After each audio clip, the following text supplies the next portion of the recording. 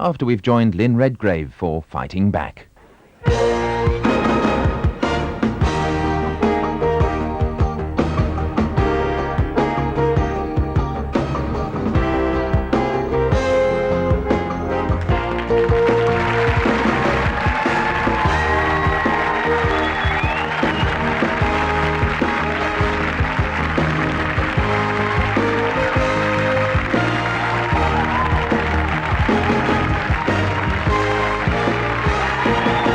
Ladies and gentlemen, Lynn Redgrave.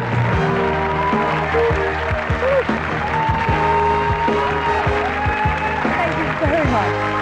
Thank you. How many of you are Neighbours fans? Well, my star guest tonight is best known as one of the original residents of Ramsay Street, and the place simply wouldn't be the same without her. She is that glamorous gran, Helen Daniels, whose story has unfolded through good times and bad ever since the series started 7 years ago. I guess you kind of heard I got kicked out of Islandwood. Oh, yes, I heard. You mad, huh? I would be if I were not so pleased to see you. As I expect you all know, Helen is played by that fine actress Anne Haddy, and as we shall discover, her real-life story rivals almost anything that's ever happened to the fictional characters in Ramsay Street. For Anne is a remarkable woman, and a very brave one, too. Neighbors, everybody needs good neighbors. So let's go to the home of Neighbours in Melbourne, Australia, and a house in the very heart of Ramsay Street. And you've had really a wonderful career of over 40 years of the most diverse roles in the theatre, in film and television, radio. But you've also had more than a lifetime share of health traumas. At what point did you first have problems with your health? With my heart. With your heart, yes. I was told that I had high blood pressure many years ago. Well, my mother had high blood pressure too, and she unfortunately had a stroke, which, of course, is How did the blood pressure, high blood pressure, just happen, like you were having a checkup for your pregnancy or something like that? Well, it was years later, after that. But you don't know that you have high blood pressure, you see. No sign of it? No. And until you have have your blood pressure checked, and then they find out that it's a little too high. So I was given some tablets, and I thought, oh, well, I'll take these now and then. I didn't think it was life-threatening. So like a naughty, because I don't like taking pills. Now I take pills, and I make sure that I do, because I know my life depends on it. What were you working on when you first had the first major heart problem? First, I was working on a play called Bodies by James Saunders, and I was getting slight chest pains. Would they feel like cramp or? Indigestion, Yes. I thought. I know the difference now. But I was taking my Lanta. I don't know whether you had. I suppose you had my Lanta. Yes. As if it were going out of style, because I thought I had this frightful indigestion. And I went to my GP down here, who was a personal friend, and he tested me. I was up on the slab, and he said, yes, you have a little problem here. You must go to a cardiologist, which I did. I was still working, of course. Were you performing at this point? Yes. 8 shows a week? Yes. And I had these little pills. You must have heard of the Angelina, little pills that you put under your tongue. They use them in lots of movies, but you do have them in real life. And so the cardiologist said I was fine. And he said, of course, you've given up smoking. And I had for a day. And I said, yes, I have. Were you a heavy smoker? Yes, I was. How much? Oh, at least 40 a day. What about, what sort of diet, what sort of food, and were you drinking? Or? Yes, I was eating anything and everything. Fatty foods? Absolutely. And some alcohol? Pasties. Yes. And alcohol, yes. So you were doing all the classic things that you're not supposed to do, and yet... Although a little alcohol helps. A little alcohol, yes. Oh, that's right. Well, but I was eating all the wrong food, yes. So, tell me about this first heart attack. Well... What happened? I had this dreadful pain in my chest, and on the last night of the play. And I took my little pill, and the pain went away. And I did the show. I went to a party afterwards, and then the following day I packed and went back to Sydney. Went to a friend's place for dinner on Monday night, and I remember it was hilarious. I was very happy. We laughed a lot. And the following night, I was at home with Jim having my dinner, which was a steak with lots of butter and sour cream and potato and all those naughty things. And suddenly I had a pain again in my chest. I took the little pill and the pain didn't go away. And I took another little pill and the pain didn't go away. Did you tell more Jim? Did he know well, you were... he didn't really know what was happening to me because I hadn't told him. I didn't think it was so important because I'd heard that people had lived for centuries, well, more or less, with angina, you see. I didn't realize how life-threatening it could have been. Are you... So he got a bit of a shock when he saw me in absolute agony because I was writhing all over the bed with this frightful pain. It was just excruciating. Does it spread to other parts of your body? No, just over there, from what I can remember, on the neck. And all over there. Unfortunately, he was able to get a doctor. Actually, he couldn't get our doctor. He had to ring his ex-wife the phone number of a nearby doctor. This wonderful man came over very quickly and gave me a quick shot of morphine, and then I was taken by ambulance to the hospital. Did you pass out at this point? Yes, I don't remember very much about the ambulance, except that when I was finally in the hospital and Jim came in and said, and I was mumbling under the oxygen mask, and he said, "I'm sorry, darling, I can't hear you." And I said, "No sirens!" I was furious because even though I was unconscious, my subconscious was taking note that there was no siren in the ambulance. I was very cross about that. So what happened when you woke up in the hospital? Well, they woke me up in the hospital because of the effects of morphine. I went into bye-bye land and slept for quite some time. And then, it's awful, you just can't get rid of these theatrical thoughts. Finally, I had all these, you know that shot that they have where the patient is lying there and he or she can see all these figures in a big circle around. Yes. And I woke up with people shouting at me, "Mrs. Condon, wake up, wake up, wake up, you've fainted, you've fainted, you've fainted." And I thought, how could I faint when I've been unconscious? But they'd obviously defibrillated me. They'd given me, you know, the electric shock because the heart was really being a bit naughty at that stage. Do you mean the heart had stopped? It had a little, yes. A little? Is that like being a little pregnant? I didn't see I didn't see the light at the tunnel. I've always been very so I perhaps I wasn't as far gone as all that. You don't think you had an out-of-body experience? No, but it was enough to be defibrillated. So what do they do when they defibrillate you? They just put the electric shock, those things you see in the films. You see in the films, yes. And of course the body. And when they jumps. say stand clear, and then yes, you leap in. But you didn't know about this? No, I didn't know. No, thank goodness. I was unconscious when that happened. So then what was the prognosis? What did they tell you after that? They left it until the morning and told me that I'd had a heart attack. "Did you know that you've had a heart attack, Mrs. Condon?" And I said, yes. Yes. Were you scared? No, not really. Did you think you might die? No. I don't know why, but no. Did you, because you were an actress, keep thinking, I must remember this, I may have to play it sometime? Just about, yeah. So then, did you have to have surgery then? No, I didn't. I was in hospital, I think, for about a couple of weeks or so, and sedated, you know. Yes. My life suddenly became much slower. It was forced upon me, and it has to be, of course. And everything was much... But then I did all the things. I changed my diet. I stopped smoking on the spot. I mean, I know the exact date I stopped smoking.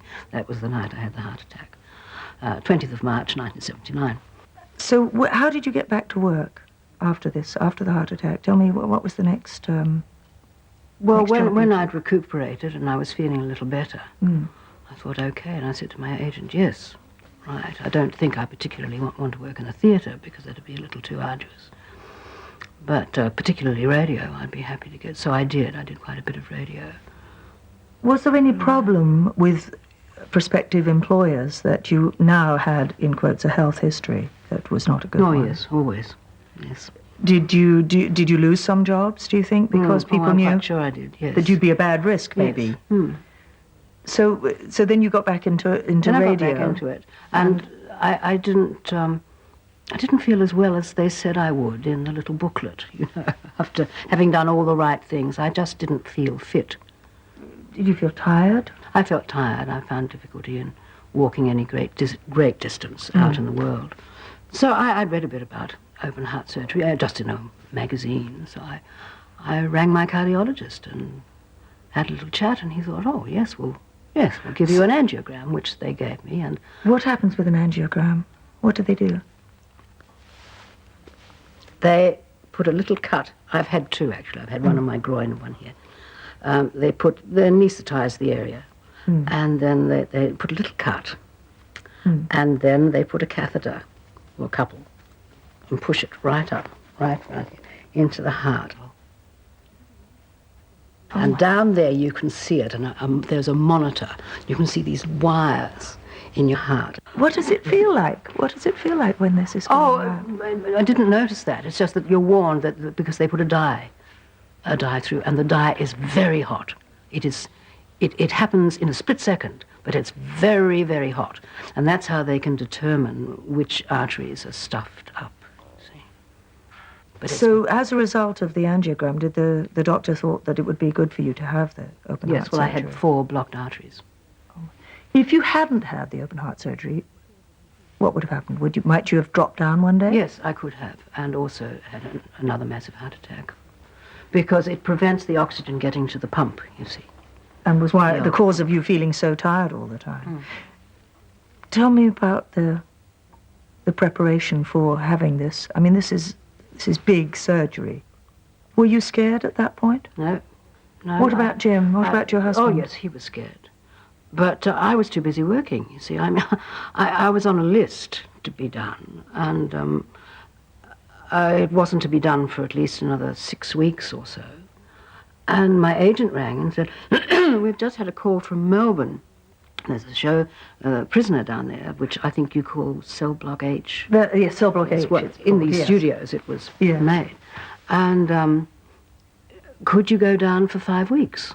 Did they know you were brewing up to open No. heart surgery? No. No. And my agent did. Yes. And I said, well, I'll ring my cardiologist to see if it's all right. And he said, well, you might as well be doing that as anything else. Yes. So I came down here for 5 weeks. And the character was dying of cancer. I said, can't I die of heart disease? I know how to do that.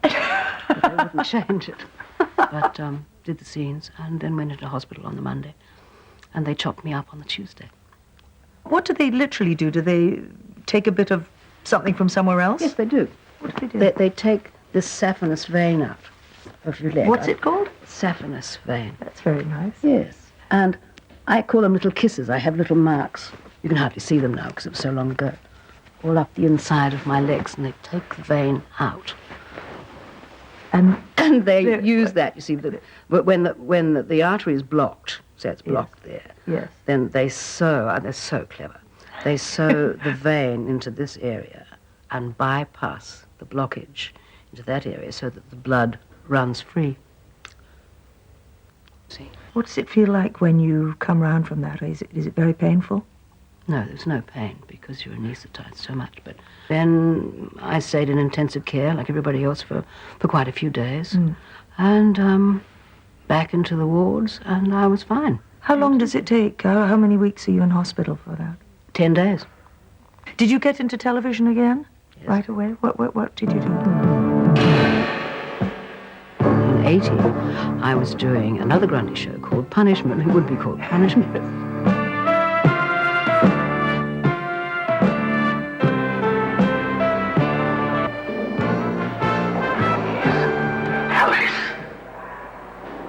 I'll never forgive you, Sam. You've ruined our son's life. He'd never done anything wrong. You probably thought, that's it, that's enough for anybody, this bypass. And I've had my heart attack, I've had my bypass, thank you very much, now I'm back at work. During that time, I had a bit of discomfort here in my side. And I thought, I wonder what that is. So I had to bury a meal and did all these other funny things. I'm not a hypochondriac, but I just don't like to have anything wrong with me. Right. And so I was at home this particular day, and the doctor said he gave me an endoscopy, which is, you know, the poke thing down here into the stomach.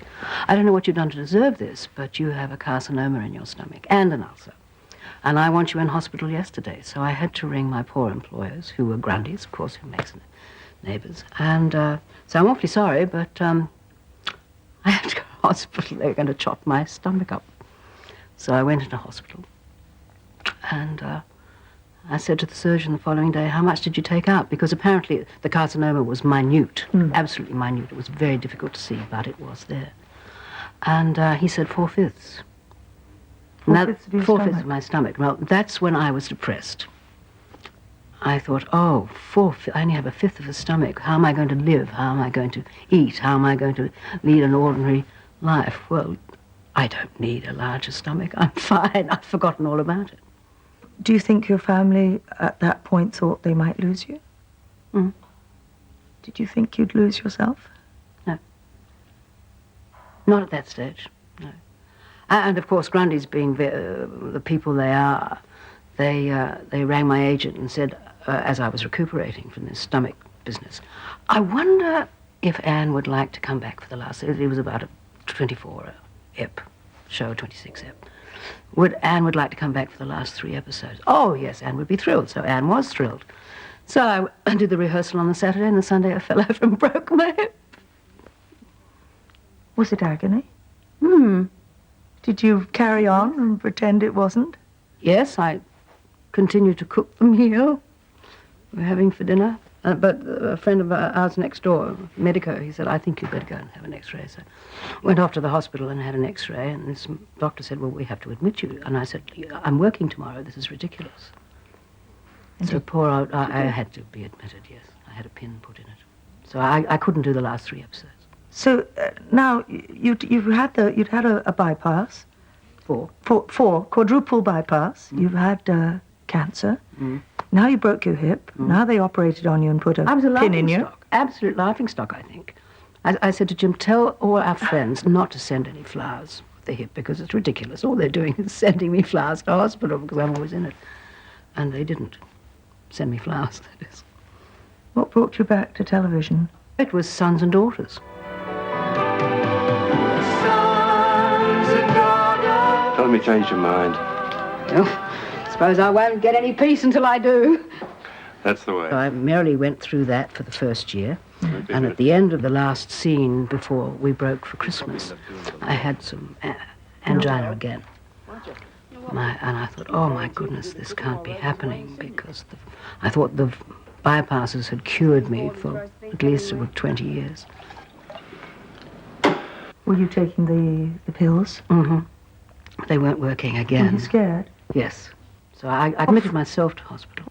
So Jim had to ring Grundys and say, look, I'm awfully sorry, but she can't come back after the Christmas break because she's having open heart surgery again. So more rewrites. And I said, because of my first open heart, which I thought I was fairly fit after 6 or 8 weeks, they asked me how much time I needed off, and I said 8 weeks. But because it was not like the first open heart, it was... Was it worse? Much worse. Had the arteries all clogged up again? Was that what it was? One had, apparently. But now they've diverted the mammary artery. I haven't got a mammary artery. A mammary.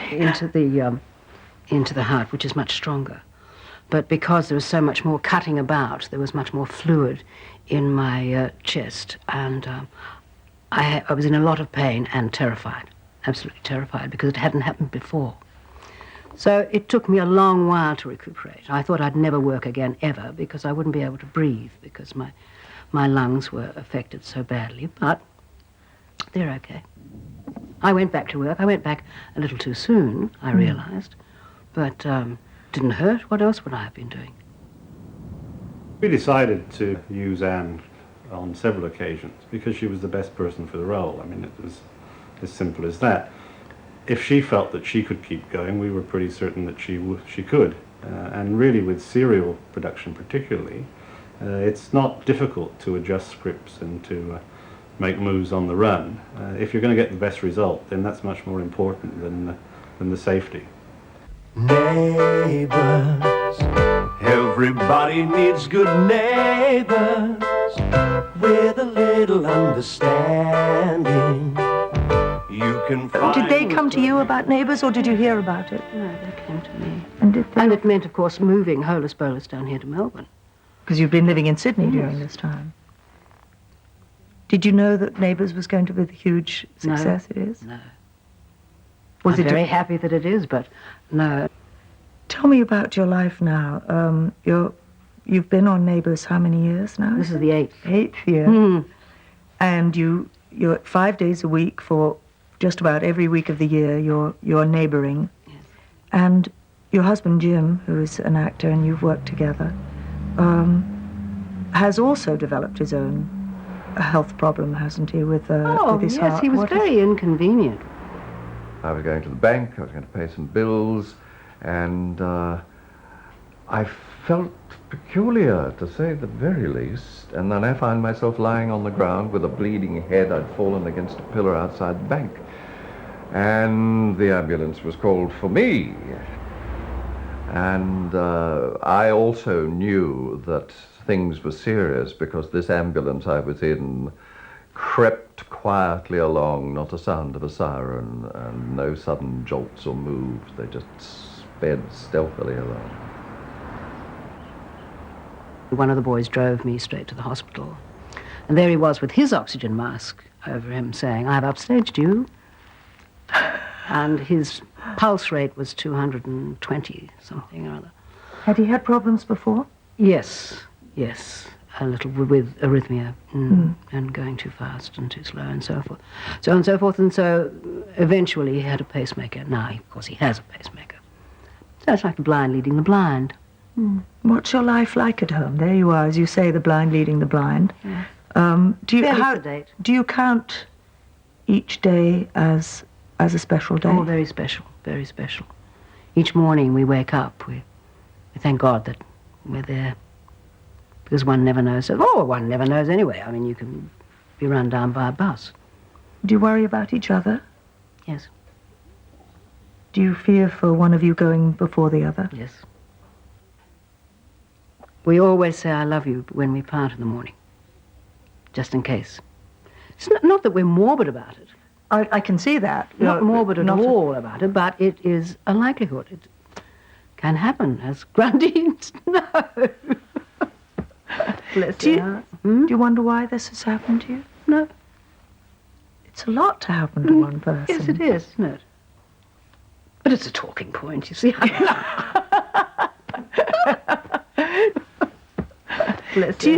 Do you think there's something in the fact that you're an actor that has kept you going? There is perhaps to be an actor one has to have that extraordinary optimism and tenacity and hard work. Do you think that's helped you? I think it has, yes. The show must go on, sort of thing. So Haddy must go on, hopefully. Weren't you at one point going to have your hip fixed again, or were you in pain from it? Yes, I've had a little bit of a problem with my hip. It's not osteoporosis. I've forgotten what it's called now, something. I'm not going to attempt it.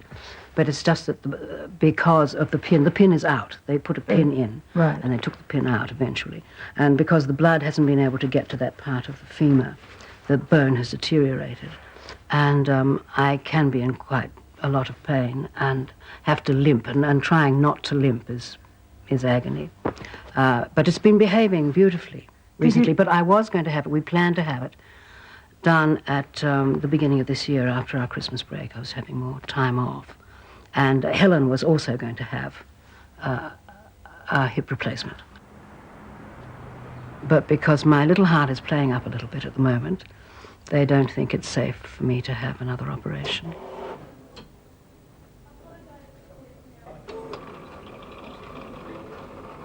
In the normal heart rhythm, as we had here in the past, you can see that there's a regular beat from the first coming from the upper chamber to the lower chamber.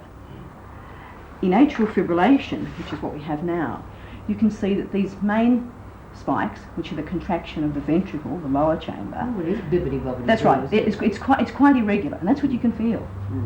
But the important thing is, it's not really very fast. It's about 80 to 90 beats per minute, which is a normal heart rate. And that's because some of the medicines that we're giving you act to slow the heart rate down, to keep it in the normal range. Whereas without the medicines, the heart can go much faster, 130, 140 per minute. And of course, that's much more uncomfortable, and I'm sure you feel much more breathless with that. As you know, I was going to have a hip replacement at the beginning of this year. Now all this is cropped up. How do you feel about the viability of that? There is an increased risk of problems with anaesthesia and with surgery in a patient who has had the sort of heart problems you've had in the past. Now, this is your chest X-ray. I don't know whether you've seen that before. That's right.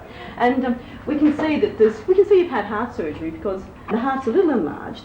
That's the main thing I can see. And these are little clips marking where the bypass grafts were placed by the surgeon on your heart. And then in this region here, there's some clips here from the abdominal surgery you've also had. Look at that, I'm full of clips. Absolutely, absolutely. The predisposition that you had that gave you the heart trouble in the beginning still exists. We can hope to slow down and control these factors, but we can't actually make a new person of you. And so therefore, in considering if you should have surgery or not, the amount of trouble you're having from the hip has got to be quite considerable to justify the increased risks of an operation. Now, you have nothing to do for the next few days except rest and get better. Nonsense. I'll be bored out of my mind. One day will be... Oh, one day will do me. Ouch. We'll see. So Helen stumbled around on crutches for quite some time. But you yourself, you Anne, were fine. I was fine. That's very ironic that you had finally coordinated your illnesses with your character. What do you feel when it has these, whatever you said it has, fibrillations? Does it jump? What does it do? Yes, it bounces around a bit. That's why I like to work, because I don't feel it when I'm working. What does it feel like when this happens? Oh, it just seems to go blah, blah, blah, blah, a bit. Could you do that one more time? I'm laughing, but I realise it's not that funny. No, it isn't actually. It's a bit disconcerting, but I've learnt to live with it. And at the moment, it's just a little irregular. It doesn't blah, blah, blah, blah quite as much as it did. If you're in a scene and it starts, what happens? Nothing. I just go ahead and do the scene. Mr. Boom Boom, I call him. I've always called him Mr. Boom Boom. It's a term of affection, because I'm very fond of him. And I just say, Mr. Boom Boom, settle down, which he does now and then. It isn't as bad as it used to be.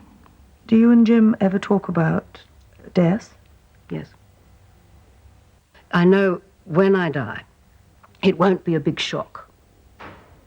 It will be upsetting, most probably, for the living, but it won't be a big shock because it's been anticipated for so long, you see. I'm hoping that's the way. And you fought back from one heart attack, 2 bouts with open heart surgery, 1 bout with cancer, broken hip. What are you fighting for now? Survival.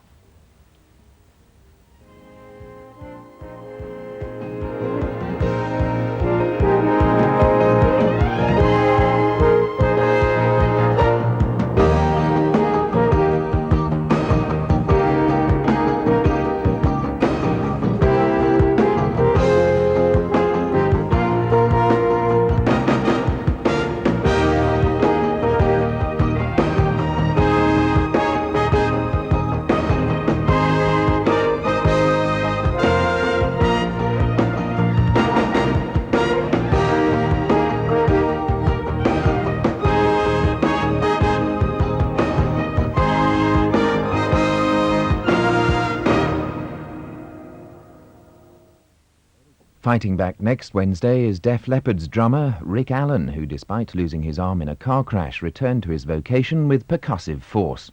BBC Two's shortly off to meet the Lumberjacks of Oregon, whose lively...